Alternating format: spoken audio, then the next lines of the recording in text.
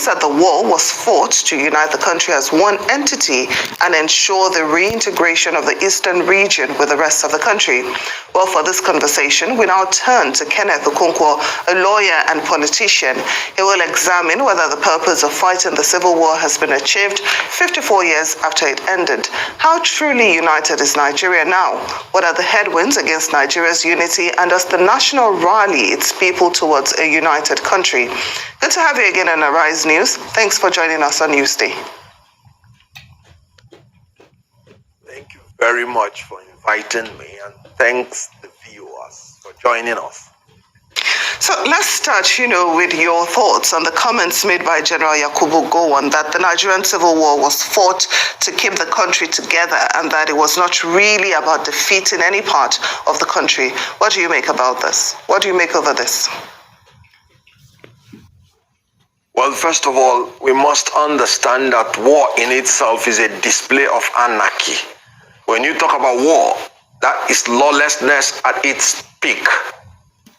So when you say you are fighting war to keep Nigeria one, no. You fought the war as a manifestation of your incompetence in the management of the crisis that was then part of Nigerian history. And let me explain what I mean. Before independence, the colonial power retained, they kind of brainwashed the Nigerian people to maintain their ethnic cleavages, and they needed to make Nigerians live in that disunity so that they could continue their colonization against Nigeria. So they made the North, for instance, to believe that being educationally disadvantaged, they should not rush into independence because of the likelihood that they will be dominated by the more advanced southern Nigeria. And the North bought into that. And that was why we were delayed from 1954 to 1960. But the actual thing is that Britain just wanted more time to dominate Nigeria.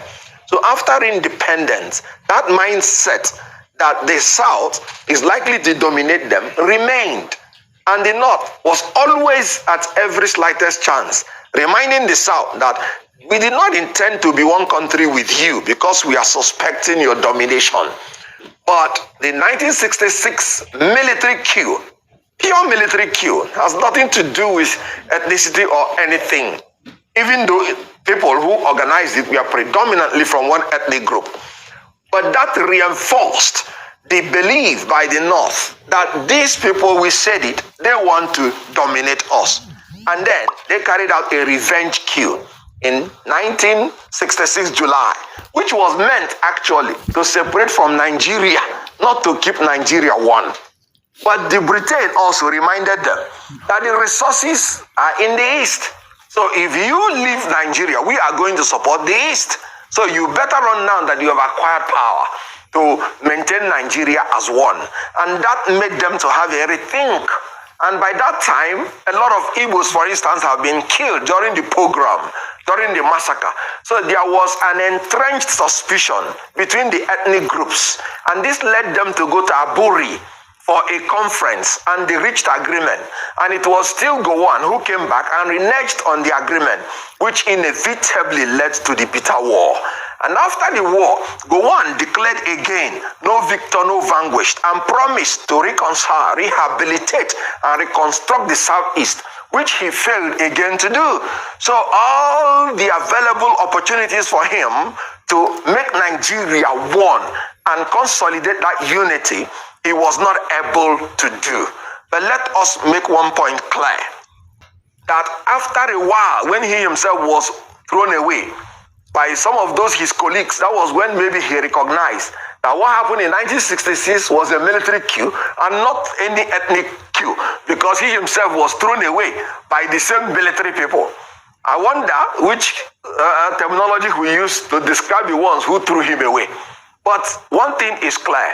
After that, it looks as if he went into theology, had a rebirth, and he came back and genuinely went through our Southeast apologizing and asking for forgiveness for his role in the Civil War. And we know that though the Southeast has been marginalized and ill-treated in that war, which was not caused by them, we know that Gowon has tried to make certain types of penance. We should forgive each other because hostilities need not last forever. So I can submit respectfully that ethnic chauvinism, the youthful exuberance of the military young chaps that took over government, who were actually very impressionable at that age, their inability to manage the crisis contributed in the disunity that resulted in the civil war. We must learn to forget and to forgive so that we will move ahead as one united Nigeria. I remember what Ojukwu said when he came back from exile. He said, we had fought one civil war. We don't need to fight another one. That he is going to go to war to fight if Nigeria is ever threatened again. And I stand by that. Nigeria being the hope of the black man. Nigeria being the hope of Africa. Nigeria being blessed, and in our enlightened self-interest, the capabilities and blessings of Nigeria will be better harnessed if we come together, live together under one united Nigeria. Nigeria based on equity, unity, peace, and justice. Nigeria will achieve its aims. I support the opinion that we should move ahead now as one united Nigeria, and I'm willing to fight if Nigeria is threatened. Let me point out that presently in Nigeria, what is causing disunity is no longer ethnic chauvinism and religious fanaticism. It is now the incompetence and corruption of the leaders of Nigeria that have inflicted hunger, hardship, degradation, deprivation on the citizens, making them too poor. And when you are poor, even to adhere to theology is very difficult, because there's no reception to theology when a man is hungry. An angry man is a hungry man. A hungry man is an angry man and is easily irritated no matter what. So the threats to our unity today is poverty, which is orchestrated by the incompetence and corruption of the ruling class. World Bank report just gave a report that more than 129 million Nigerians are poor. And fuel price is now 1,200 naira per liter, unsustainable. And naira has been depreciated to the point that you have 1,700 and something naira per dollar. And you can see electricity. In 1 week, we have celebrated more than 3 national grid collapse. And some people are still pretending that they are the leaders of Nigeria. No, they are leaders of darkness, not leaders of light. And they are now the greatest source of our disunity. And let me point out, free and fair election is the only solution to our disunity now. Because if we have the ability to choose our leaders in a free, fair, credible, verifiable periodic election, then we will say that our will be imposed on the leadership of Nigeria, and they will give us the dividends of democracy. Anything short of that is going to threaten the existence of this country, not because of ethnic chauvinism or religious fanaticism, but because you cannot sustain a diverse people living together in abject poverty. Mr. Okonkwo, permit me to come in on this point. And I like your oratory prowess when articulating what Nigeria should be as a unified entity. But if that is the case, why is it that Mr. Peter Obi, the presidential candidate of the Labour Party, someone you know very well, is being almost forced to explain his congratulatory message to General Gowon? Because the likes of Simon Ekpa and several others are saying because he's desperate for power, he's beginning to cower. Some are saying that he's desperate to become president, so he's now going soft and he's trying to belong. Hence, he's doing what he's doing, and he's trying to explain the reason why. That's to show that probably we do not see ourselves as one. Well, let me say that all the protests, all the agitations you're seeing Nigerian over, like I said, they are results of manifestation of marginalization, manifestation of injustice, manifestation of poverty. And it is everywhere in Nigeria. You just have the Yoruba nation agitators who submitted letter to the Prime Minister of Britain that they want a separate country. You can see that Boko Haram route. What I want to find out from you is why is Mr. Obi's statement of congratulations to General Gowon hitting up the polity is the big question. If we see ourselves as one Nigeria. Well, you should be prepared to ask Obi that when you see him. I've always said that it is good for a leader to always think before he talks. In other words, before you make a statement, it must be a statement you have thought through, and you should be able to stand by it. You should not be, a fair weather kind of leader that when they push you this side, you will explain. When they push you this side, you will explain. You should be able to articulate your view at any point and stand by it. However, like I said, no human being is infallible. He does not need to explain if he is sure what he's saying, that he believes in it. But if he needed to explain and he explained, then you should hold him responsible for his own actions and for his own words. Let me tell you something. I believe in unity of Nigeria. I believe General Gowon made a whole lot of mistakes because he himself prevaricated on a lot of things that would have prevented the war, even when they were by his own initiation. And so, when you say Peter Obi made a statement and then he's clarifying, there's nothing wrong in clarification.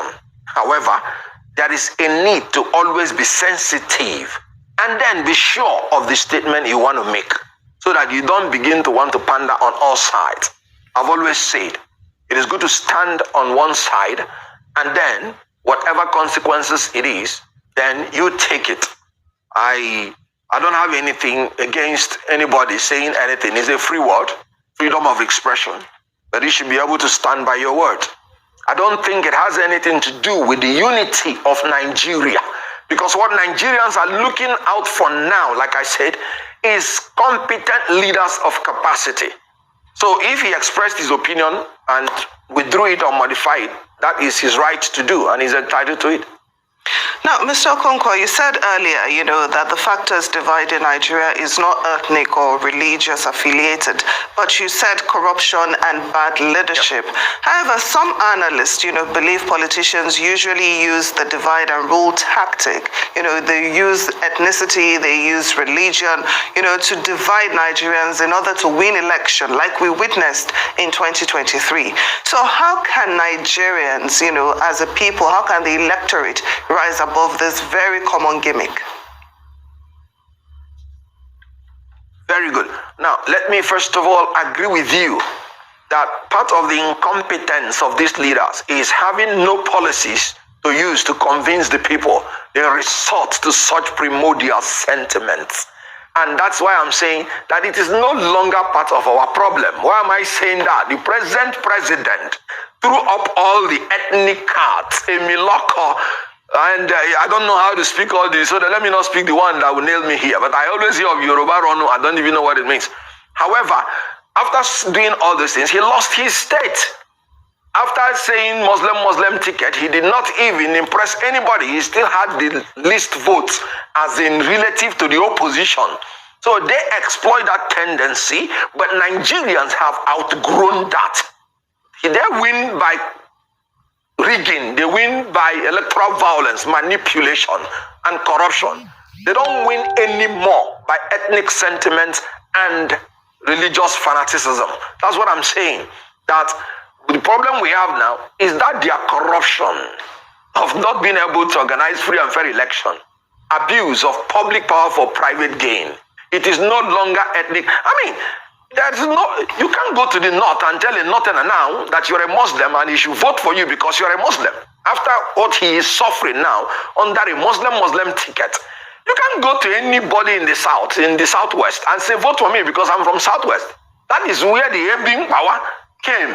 So I agree with you that some of these leaders, because they don't have anything, any policy to show to the people. They try to exploit such primordial sentiments. But they are fading away, even as these incompetent and corrupt leaders are fading away out of the hemisphere of Nigeria.